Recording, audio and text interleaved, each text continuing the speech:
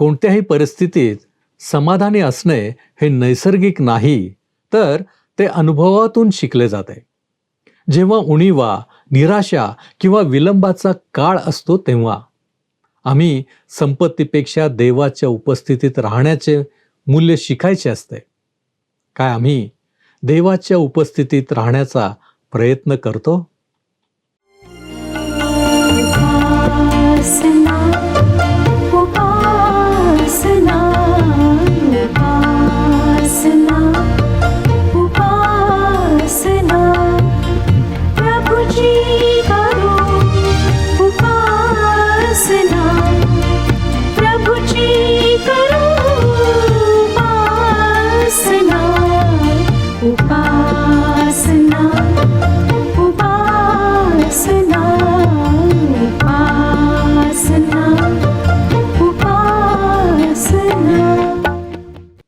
प्रिय बंधू आणि भगिनींनो, आपला तारणारा प्रभू येशू ख्रिस्त याच्या सामर्थ्यवान नावात आपणा सर्वांचे उपासना कार्यक्रमात हार्दिक स्वागत.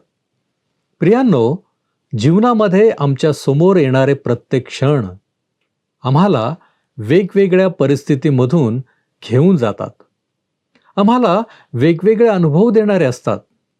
परिस्थितीमुळे आम्ही कधी निराश, नाराज होतो, काही वेळेस आम्ही आनंदी होतो.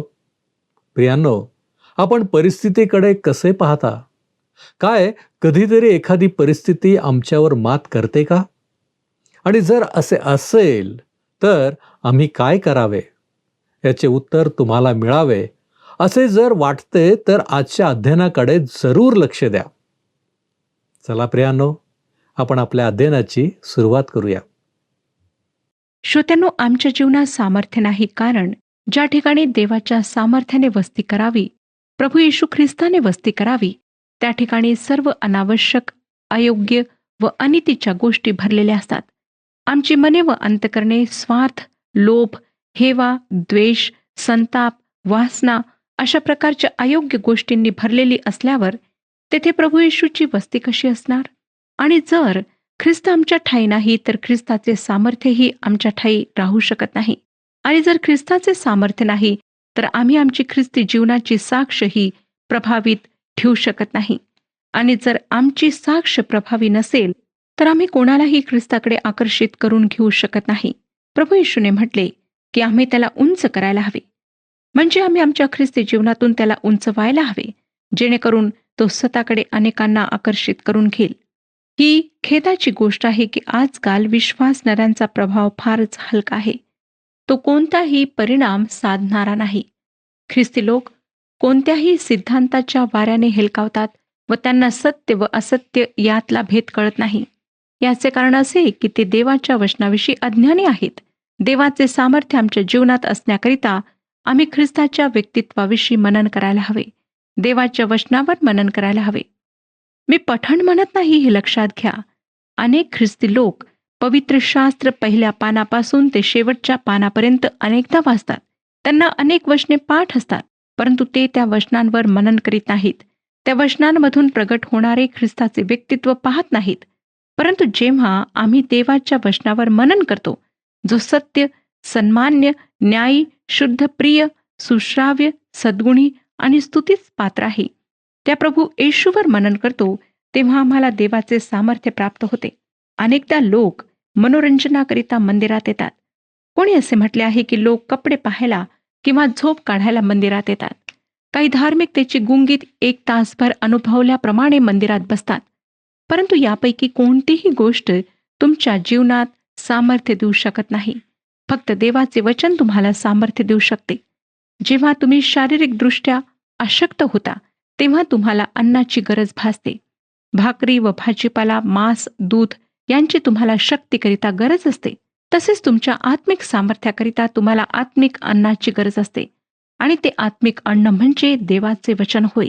आमची आत्मिक वाढ होण्याकरिता एकच उपाय आहे, आणि तो म्हणजे देवाच्या वचनात वेळ घालविणे, त्यावर मनन चिंतन करणे. देवाचे वचन येशू ख्रिस्ताला प्रगट करते. तुम्ही आपले अंतःचक्षु उघडले तर तो तुम्हाला पवित्र शास्त्राच्या प्रत्येक पानावर दिसेल, आणि त्याला पाहण्याची गरज आहे. ख्रिस्त आमच्या जीवनाचे वास्तव्य असण्याची गरज आहे. आणि जर आम्ही डोळे उघडून त्याच्या वचनात प्रगट झालेले प्रभूचे गौरव पाहत राहिलो तर ते शक्य आहे. मला वाटतं की जेव्हा विश्वासणाऱ्यांना ख्रिस्ताच्या समक्षतेत उभे राहण्याची वेळ येईल तेव्हा एका गोष्टीमुळे त्यांना लाजेने मान खाली घालण्याची वेळ येईल, आणि ती गोष्ट म्हणजे पवित्र शास्त्राविषयीचे त्यांचे अज्ञान. माझे असे मत आहे की तो आमच्यापैकी अनेकांना असे म्हणेल की तुम्हाला हवी असलेली सर्व माहिती मी पवित्र शास्त्रात दिली, परंतु तुम्ही माझे ऐकले नाही.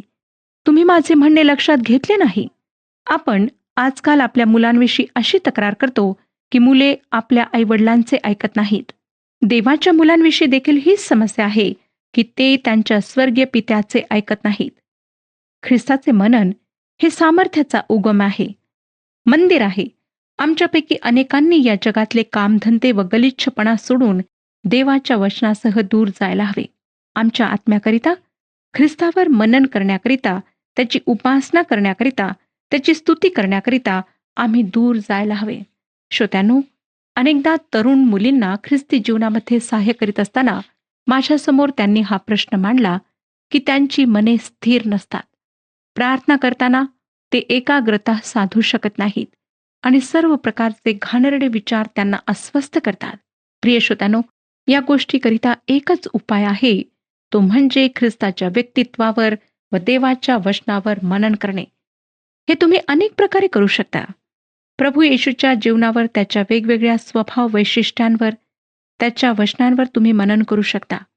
तसेच पवित्र शास्त्रातील अनेक पात्रांविषयी, त्यांच्या जीवनातल्या घटनांविषयी, परमेश्वराने त्यांच्या जीवनात कशा प्रकारे कार्य केले याविषयी, पवित्र शास्त्रातील लोकांचे ख्रिस्ताविषयी जे वेगवेगळे दृष्टिकोन होते त्याविषयी आपण मनन करू शकता. तसेच ख्रिस्ताचे गर्दीला उद्देशून केलेले उपदेश, शिष्यांना केलेले उपदेश, काही लोकांशी त्याने केलेला वैयक्तिक संवाद, त्याने त्याच्या शिष्यांना कशा कशा प्रकारे पाचारण केले, त्याची वेगवेगळ्या गोष्टींविषयीची शिकवण, या गोष्टींविषयी तुम्ही मनन करू शकता. असे म्हणतात की रिकामे मन सैतानाचे घर. ही गोष्ट खरी आहे. म्हणून आपले रिकामे मन ख्रिस्ताच्या विचारांनी तुम्ही व्यापून टाकले तर सैतानाला तुमच्या जीवनात अजिबात वाव मिळणार नाही व ख्रिस्ताचे सौंदर्य तुमच्या चेहऱ्यावर, तुमच्या वर्तनातून झळकत राहील. पॉल फिलिप्पेकरांना याविषयी अधिक उत्तेजन देऊन 4 अध्यायाच्या 9व्या वचनात लिहितो. फिलिप्पेकरास पत्र 4 अध्याय आणि 9वे वचन. माझ्यापासून जे तुम्ही शिकला, जे स्वीकारले व माझे जे ऐकले, पाहिले ते आचरित राहा, म्हणजे शांतीदाता देव तुमच्या बरोबर राहील. श्रोत्यांनो, जर तुम्ही किंवा मी दुसऱ्यांना आमचे अनुकरण करायला लावले तर तो उद्धटपणा व मूर्खपणा ठरेल. कारण आम्ही आमच्या जीवनात कोणी आमचे अनुकरण करावे असे चाललो नाहीत. परंतु पॉल तसे म्हणू शकला कारण तो त्याचे जीवन विश्वासणाऱ्यांकरिता उदाहरण होईल असे जगला. त्याने ख्रिस्ताला आपल्या जीवनाचा केंद्रबिंदू व व्यास दोन्ही केले. तुम्हाला आठवतच असेल की तो म्हणाला, मला जगणे हे ख्रिस्त आहे आणि मी नाही तर माझ्या ठाई ख्रिस्त जगतो. पौलाचे संपूर्ण जीवन ख्रिस्तमय होते. म्हणून तो असे म्हणू शकला की माझे ऐकले, माझे जे पाहिले ते आचरा. तो त्यांना असेही म्हणतो की जे तुम्ही शिकलात, जे स्वीकारले ते तुम्ही आचरा, म्हणजे शांतीचा देव तुम्हाबरोबर राहील. या एका वचनात पौलाने संपूर्ण सुवार्ता व ख्रिस्ताची शिकवण एकवट केली. जणू काही संपूर्ण पवित्र शास्त्राचा गर्भितार्थ त्याने या वाक्यातून सुचवून या विश्वासणाऱ्यांना सांगितले की तुम्हाला मिळालेली व तुम्ही स्वीकारलेली पवित्र शास्त्राची जी शिकवण आहे त्याप्रमाणे तुम्ही आचरण करा, आणि तसे जर त्यांनी केले तर शांतीचा देव त्यांच्याबरोबर राहील. प्रिय श्रोत्यांनो, जर आमच्यासह शांतीच्या देवाने वस्ती करावी अशी आमची इच्छा असेल तर आम्ही पवित्र शास्त्राच्या शिक्षणाचे आचरण करू व पावलाच्या पावलांवर पाऊल टाकून चालूया. पॉल पुढे 10व्या वचनात काय म्हणतो पहा. मला प्रभूच्या ठाई मोठा आनंद झाला की आता तरी तुमची माझ्याविषयीची काळजी पुन्हा जागृत झाली. ही काळजी तुम्ही करीतच होता, पण तुम्हाला संधी नव्हती. या पत्राच्या अध्ययनाच्या सुरुवातीला मी आपणाला सांगितलेच होते की या पत्राचा मुख्य उद्देश फिलिप्पेकरांचे आभार मानणे हा होता, आणि हे आभार मानण्याच्या आधी पौलाने त्यांना ख्रिस्ती अनुभवाविषयी लिहिले. संपूर्ण पत्रात ख्रिस्ती अनुभवाविषयीच त्याने लिहिले, आणि आता या 10व्या वचनापासून पुढच्या काही वचनांमध्ये तो त्यांचे आभार मानत आहे. फिलिप्पीच्या मंडळीने त्याच्याकरिता जी भेट पाठविली होती त्या भेटीबद्दल तो त्यांचे या ठिकाणी आभार मानत आहे. 2 वर्षे पौलाचा फिलिप्पीतील मंडळीशी असलेला संपर्क तुटला होता. यरुशलेमेत त्याला अटक करण्यात आली व 2 वर्षांकरिता त्याला तुरुंगात टाकण्यात आले. नंतर तो कोठे आहे हे फिलिप्पीकरांना माहीत नव्हते. त्यांनी जेव्हा त्याच्याविषयी ऐकले तेव्हा त्याला रोममधील तुरुंगात हलविण्यात आले होते. त्याच्याशी संपर्क साधता आला नाही याबद्दल त्यांनी त्याची क्षमा मागितली आणि या 2 वर्षांमध्ये त्यांच्या भेटी त्याच्यापर्यंत न पोहोचविल्याबद्दल त्याच्याजवळ दिलगिरी व्यक्त केली. पौलाने अतिशय दयाळूपणाने त्यांना क्षमा केली. तो त्यांना म्हणाला, मला प्रभूच्या ठायी मोठा आनंद झाला की आता तरी तुमची माझविषयीची काळजी पुन्हा जागृत झाली. ही काळजी तुम्ही करीतच होता, पण तुम्हा संधी नव्हती. म्हणजे दुसऱ्या शब्दांमध्ये सांगायचे झाले तर तुमचा माझ्याशी संपर्क तुटल्यामुळे मला मदत करण्याची संधी तुम्हाला मिळाली नाही.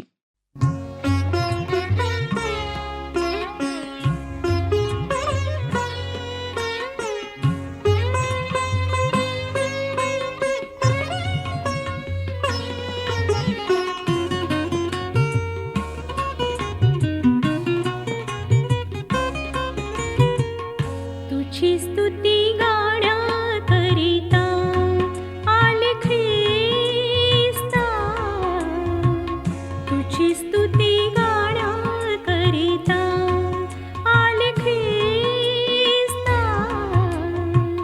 तुझी स्तुती गाण्याकरिता.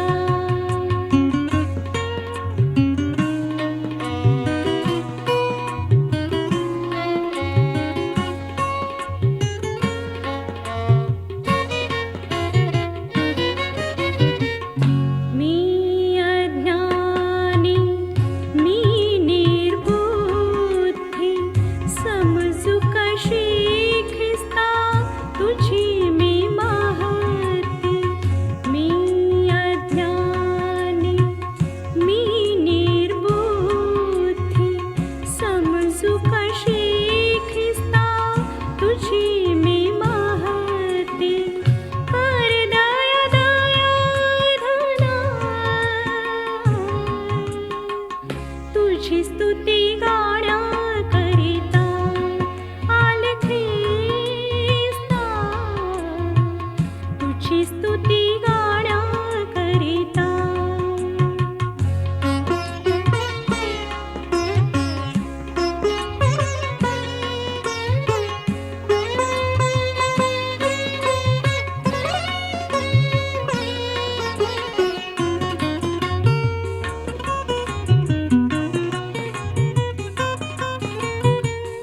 पदरी नाही धन संपत्ती, स्वीकार रे ह्या दीन लाचारी.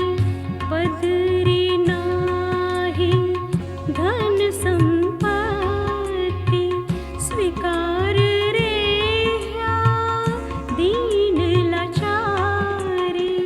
करते ही प्रार्थना, तुझी स्तुती गाण्याकरिता आले ख्रिस्ता.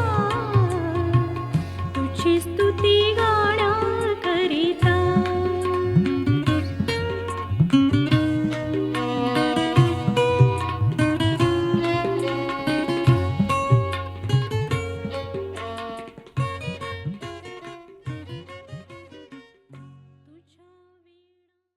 खरोखर पॉल फारच कृपाळू होता. पॉल पुढच्या 2 वचनांमध्ये जे काही लिहितो ते अत्यंत महत्त्वपूर्ण व सुंदर आहे. त्यातून पौलाचे जीवन प्रतीत होते. त्याच्या सुखी वृत्तीचे, समाधानी वृत्तीचे प्रतिबिंब त्या 2 वचनांमध्ये होते. वाचूया श्रोत्यांनो, 11वे वचन. तो म्हणतो, मला काही कमी पडल्यामुळे मी बोलतो असे नाही, कारण ज्या स्थितीत मी आहे तिच्यात मी स्वावलंबी राहण्यास शिकलो आहे. एकीकडे पौलाला या लोकांनी केलेल्या मदतीबद्दल त्यांचे आभार मानायचे आहेत, तर दुसरीकडे त्याला असेही वाटत आहे की तो त्यांच्या मदतीवर विसंबून होता असे या विश्वासणाऱ्यांना वाटू नये. तसेच त्याला त्यांच्या भावनाही दुखवायच्या नव्हत्या. आपल्या सर्व गरजा पुरवायला आपला स्वर्गीय पिता समर्थ आहे व आपल्याला काही उणे पडणार नाही हेही त्याला सांगायचे होते. आणि त्यांनी त्याच्याकरिता जे केले होते त्याबद्दलही तो ऋणी होता. पुढे तो त्याच्या स्वतःविषयी स्पष्टीकरण देऊन त्यांना म्हणतो, कारण ज्या स्थितीत मी असेन ती तृप्त राहण्यास शिकलो आहे. पॉल सर्व परिस्थितीत तृप्त आहे व तसे राहण्यास तो शिकला आहे. आम्हाला वाटतं की सर्व काही ठीक चालत असेल आणि आम्ही योग्य ठिकाणी असलो तर आम्ही समाधानी राहू शकतो. याचा अर्थ असा की आम्ही आमच्या समाधानाकरिता तृप्तीकरिता परिस्थितीवर अवलंबून राहतो. परंतु पौलाचे तसे नव्हते. तो सर्व स्थितीत समाधानी राहायला शिकला होता. तो 12व्या वचनात काय म्हणतो पहा, दैन्यावस्थेत राहणे मला समजते, संपन्नतेतही राहणे समजते. हर एक प्रसंगी अन्न तृप्त असणे, क्षुधित असणे, संपन्न असणे व विपन्न असणे ह्याचे रहस्य मला शिकविण्यात आले आहे. पॉल फिलिप्पिकरांच्या त्याच्याविषयीच्या भावनांची योग्य ती कदर करतो, त्यांचा तो आदर करतो, परंतु त्याच वेळेस तो स्वतःच्या स्वावलंबी वृत्तीविषयीही त्यांना सांगत आहे. अभ्यासाकरिता आपण ही दोन्ही वचने सलगपणे वाचूया. तो म्हणतो, कारण ज्या स्थितीत मी असेन तीत तृप्त राहण्यास शिकलो आहे. अडचणीत राहणे मला समजते, संपन्नतेतही राहणे समजते. प्रत्येक प्रसंगी व सर्व प्रसंगी अन्न तृप्त असणे व क्षुधित असणे, संपन्न असणे व विपन्न असणे ह्याचे शिक्षण मला मिळाले आहे. 2 अगदी टोकाच्या स्थितीचे वर्णन पौलाने केले आहे. एक टोक अडचणीत असणे, क्षुधित असणे, विपन्न असणे यांचे आहे आणि दुसरे टोक अन्न तृप्त असणे, संपन्न असणे यांचे आहे. आणि पॉल म्हणतो की या दोन्ही टोकाच्या स्थितीमध्ये तो समाधानी राहू शकतो. पौलाचे हे विधान फार महत्वाचे व त्याच्या जीवनाची फार प्रभावी साक्ष देणारे आहे. या पत्रातून व प्रेषितांची कृत्ये व पौलाची इतर पत्रे यातून पौलाचे जे जीवन व व्यक्तिमत्व प्रगट झालेले आहे त्याच्या आधारे आम्ही या वचनाचे महत्त्व समजून घेऊया. सर्व परिस्थितीत समाधानी असणे म्हणजे सर्व परिस्थितीत स्वावलंबी असणे, स्वयंपूर्ण असणे. कोणतीही परिस्थिती, कोणतीही स्थिती, कोणतेही वातावरण असले तरी त्यात स्वयंपूर्ण असणे. आपणाला आठवतच असेल की प्रेषितांची कृत्ये या पुस्तकातील 16व्या अध्यायात पॉल व सिला यांच्या तुरुंगवासाचे वर्णन आहे. त्यांना फटके मारण्यात आले, तुरुंगात टाकण्यात आले, त्यांचे पाय खोड्यात अडकविण्यात आले आणि प्रेषितांची कृत्ये 16वा अध्याय 25व्या वचनात आम्हाला सांगण्यात आलं आहे की सुमारे मध्यरात्री पॉल व सिला हे देवाला प्रार्थना करीत व गाणे गात होते. पॉल परिस्थितीवर विसंबून नव्हता. खोड्यात पाय अडकवलेल्या स्थितीत, फटके बसलेले, तुरुंगात पडलेले असतानाही तो देवाला प्रार्थना करू शकत होता, गाणे गाऊ शकत होता. त्यानंतर करिंथकरास लिहिलेल्या 2ऱ्या पत्रात तो त्याच्या शरीरातल्या काट्याविषयी लिहितो. तो काटा प्रभूने काढून टाकावा अशी त्याने 3दा प्रभूजवळ प्रार्थना केली. परंतु प्रभूने त्याला सांगितले की माझी कृपा तुला पुरेशी आहे. याही ठिकाणी आपल्या शारीरिक दुखण्यातही पॉल समाधानी राहायला शिकला. तो या परिस्थितीचे वर्णन करून काय म्हणाला ते करिंथकरास 2 पत्र 12वा अध्याय आणि 9व्या वचनात लिहिलेले आहे. करिंथकरास 2 पत्र 12वा अध्याय 9वे वचन. परंतु त्याने मला म्हटले आहे, माझी कृपा तुला पुरे आहे, कारण माझी शक्ती अशक्तपणात पूर्णतेस येते. तर ख्रिस्ताच्या शक्तीचा माझ्या ठायी वास व्हावा म्हणून मी विशेष करून आपल्या अशक्तपणाची आढ्यता फार आनंदाने बाळगेन. ही गोष्ट अगदी स्पष्ट आहे की पॉल परिस्थितीसमोर झुकणारी व्यक्ती नव्हता, तर परिस्थितीवर मात करणारी व्यक्ती होता. संकट, अडचणी, पाठलाग, शारीरिक आपदा, दुःख, तुरुंगवास या स्थिती व परिस्थितींना तो स्वतःचा ताबा घेऊ देत नव्हता. परिस्थिती त्याच्या कृती व प्रतिक्रिया ठरवू शकत नव्हती, कारण तो परिस्थितीच्या ताब्यात राहत नव्हता, तर परिस्थितीपासून तो स्वतंत्र होता. लक्षात घ्या श्रोत्यानो की पॉल अलिप्ततावादी किंवा तटस्थ वृत्तीचाही नव्हता. जर परिस्थिती बदलणे शक्य असेल तर तसा प्रयत्न करायचा आणि परिस्थिती बदलणे अशक्य असेल तर तिला तुमचा ताबा घेऊ द्यायचा नाही, अशी पौलाची वृत्ती होती. दुसऱ्या शब्दांमध्ये तो सांगत आहे की माझ्या स्थितीवर ताबा ठेवू शकतो, मी तिचा मालक आहे, माझा आनंद मला काय होत आहे यावर अवलंबून नाही. पौलाने जेव्हा फिलिप्पिकरांना लिहिले की मी सर्व स्थितीत तृप्त राहण्यास शिकलो आहे, तेव्हा तो रोमी तुरुंगात होता. त्याच्या दोन्ही बाजूला शिपाई असावेत, तरीही तो आपल्या स्थितीविषयी निराश नाही, वैतागलेला नाही, दुःखी किंवा कष्ट नाही, तर त्याही स्थितीत तो समाधानी आहे. तो फिलिप्पिकरांना लिहितो की अडचणीत राहणे, क्षुधित असणे व विपन्नतेमध्ये असणे यातही तो तृप्त राहण्यास शिकला आहे. मला वाटतं की ही गोष्ट तुम्हाला व मला जमेल की नाही कोण जाणे. आम्ही तर अडचणीत असताना कुरकुर केल्याशिवाय राहत नाही. भुकेच्या यातना कोणालाही दोष न देता पेलू शकत नाही. आणि जर आर्थिक संकटाचे दिवस आले तर जे श्रीमंत आहेत त्यांच्याविषयी मनात चीड बाळगल्याशिवाय राहत नाही. जरी श्रोत्यांनो विपन्नता आमच्या जीवनात आली तरी त्याच्यातही समाधान मानणे आम्हाला शक्य होत नाही. परंतु पौलाचे तसे नव्हते. अडचणीत, संकटात, विपन्नतेतही समाधानी राहणे तो शिकला होता. आता दुसऱ्या बाजूचा विचार करून तो म्हणतो की तो संपन्नतेत, वैपुल्यातही समाधानी राहू शकतो.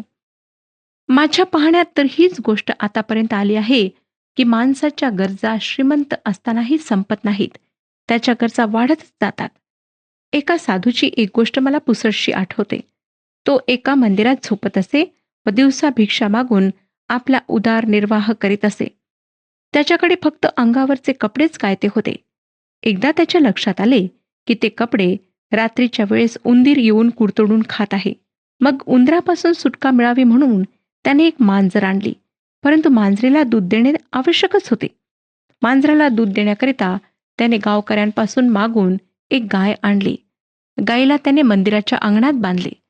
पण गायीला चाऱ्याची गरज होती. पण रोज चारा कुठून आणणार म्हणून पुन्हा गावकऱ्यांना मागून त्याने एक शेत विकत घेतले. आता शेत, गाय, मांजर या सर्वांची व स्वतःची काळजी घेण्यासाठी त्याला बायकोची गरज भासली व शेवटी त्याने लग्न केले व बायको घरात आणली. ही गोष्ट तुम्हाला हवी तेवढी लांबवता येईल, पण या गोष्टीच्या शेवटी समाधान हा शब्द तुम्हाला घालता येणार नाही. कारण मुळातच आपण असमाधानी वृत्तीचे लोक आहोत. म्हणून श्रीमंतीत समाधान मानणारे लोक आम्हाला सहसा आढळत नाहीत. त्यांची अधिक श्रीमंती असण्याची हाव कधीच संपत नाही. तुम्हाला आठवतच असेल की एक श्रीमंत यहुदी तरुण येशू ख्रिस्ताकडे आला आणि त्याने प्रभू येशूला स्वर्गाच्या राज्यात प्रवेश कसा करता येईल असा प्रश्न केला. यावर येशूने त्याला आपली सर्व धन दौलत विकून गरिबांमध्ये वाटून टाकायला सांगितली.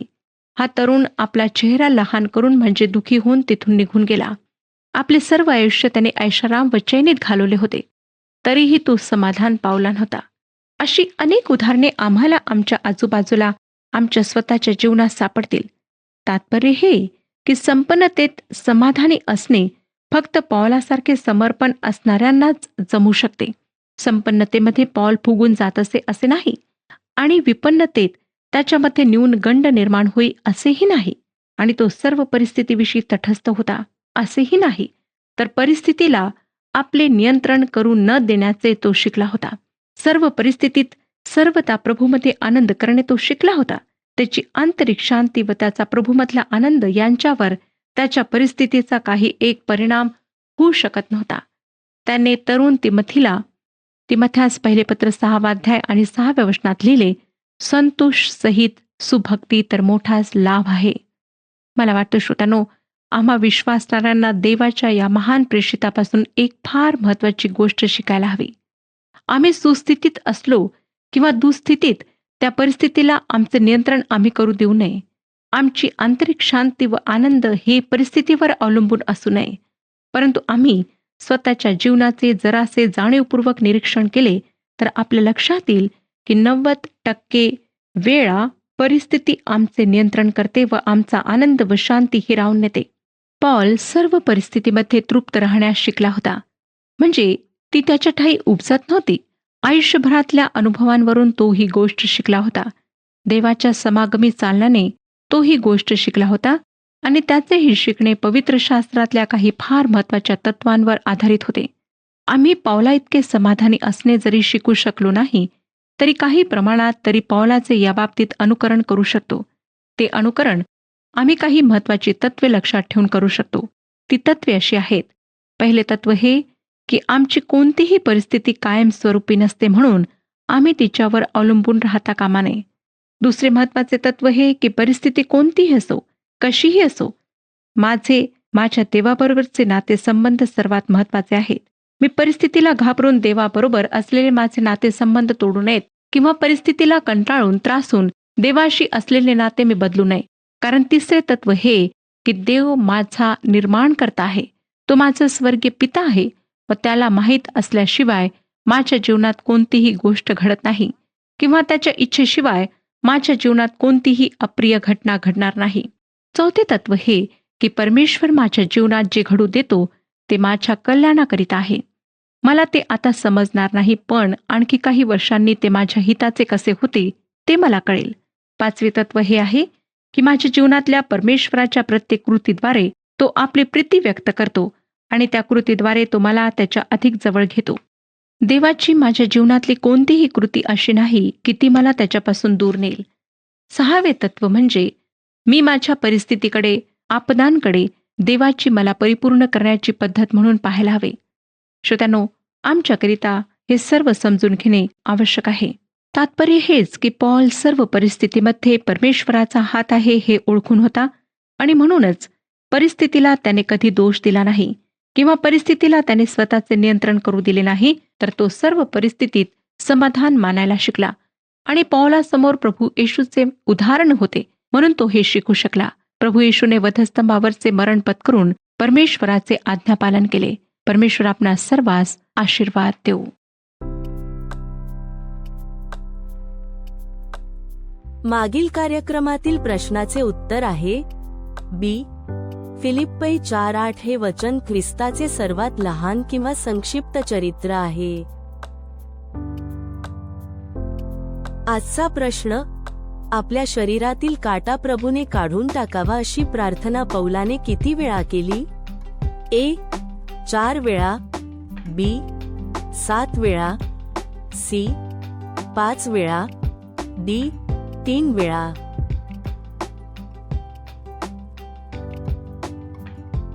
प्रियांनो, या प्रश्नाचे उत्तर उद्या सकाळी 6 वाजण्याच्या आधी पर्याय ए, बी, सी किंवा डी लिहून आपले नाव, पत्ता आणि ठिकाण यासोबत मोबाईल नंबर 7021474742 वर SMS किंवा व्हॉट्सॲप करा. प्रियांनो, आपण पाहिले की पौलाचा हा अनुभव होता की तो कोणत्याही परिस्थितीत समाधानी होता. त्याला भरपूर संपन्न असताना कसे जगायचे आणि नम्रतेने कसे जगायचे हे माहीत होते. प्रत्येक परिस्थितीत समाधानी राहण्याचे रहस्य तो जीवनामध्ये शिकला होता. प्रियांनो, आज आपली स्थिती कशी आहे? कोणत्याही परिस्थितीबाबत आपला अनुभव काय आहे? आपल्या प्रत्येक परिस्थितीतून ख्रिस्ताकडे पाहण्याचा प्रयत्न आपण कराल काय? आपण प्रार्थना करूया. आमच्यावरती प्रीती करणाऱ्या आमच्या प्रेमळ परमेश्वर ते बाप्पा, धन्यवाद देतो, तुझी स्तुती करतो, तुझे आभार मानतो. होय प्रभूजी, आम्ही आमच्या प्रत्येक स्थितीमध्ये आम्ही निराश होऊ नये, नाराज होऊ नये, तर प्रभूजी आम्ही आमच्या प्रत्येक परिस्थितीमध्ये तुझ्याकडे पाहण्याचा प्रयत्न करावा. कारण प्रभूजी, तू आम्हाला प्रत्येक परिस्थितीमध्ये स्थिर ठेवण्याचा प्रयत्न करतोस, मार्गदर्शन करण्याचा प्रयत्न करतोस. आणि म्हणूनच प्रभू परमेश्वर देवप्पा, आमची परिस्थिती आम्हाला भीती दाखवत नाही. होय बाप्पा, आणि म्हणूनच आज आम्ही निश्चय केलेला आहे की आम्ही तुला अनुसरण्याचा प्रयत्न करत असताना प्रभूजी प्रत्येक परिस्थितीतून आम्ही तुझ्याकडेच पाहण्याचा प्रयत्न करू. तुझं सहाय्य तू आम्हाला कर. तारणारा प्रभू येशू ख्रिस्त याच्या गौरवी नावात ही प्रार्थना केली आहे म्हणून तू ऐक. आमेन. प्रभूमध्ये श्रम करा आणि ख्रिस्ताच्या पसंतीस उतरा. प्रभूची शांती आपणाबरोबर असो.